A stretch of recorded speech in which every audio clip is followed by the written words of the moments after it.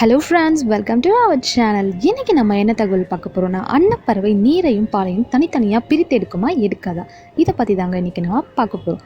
அதுக்கு முன்னாடி நம்ம சேனலில் சப்ஸ்கிரைப் பண்ணாதவங்க சப்ஸ்கிரைப் பண்ணிடுங்க. வாங்க வீடியோக்குள்ளே போகலாம்.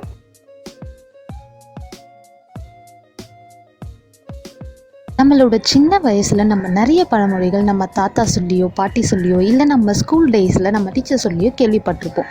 அந்த மாதிரி என்னோட சின்ன வயசில் நான் கேள்விப்பட்டது தான் இது. அன்னப்பறவைன்னு ஒன்று இருந்ததாகவும் அதுக்கிட்ட நம்ம தண்ணி கலந்த பால் வச்சா அது பாலை மட்டும் உறிஞ்சிட்டு தண்ணியை தனியாக வச்சிடணும்னு நான் கேள்விப்பட்டிருக்கேன். இது நிஜமாவே உண்மைதானா? இது எப்படி சாத்தியமாகும்? ஒருவேளை நம்ம முன்னோர்கள் சொன்னது தப்பா, அவங்க பொய் சொல்லிட்டு போயிட்டாங்களா? இப்படியெல்லாம் தேடி பார்க்கும் போது தான் எனக்கு ஆன்சர் கிடைச்சிது. கண்டிப்பாக நம்மளோட முன்னோர்கள் தப்பாகவே சொல்லலைங்க.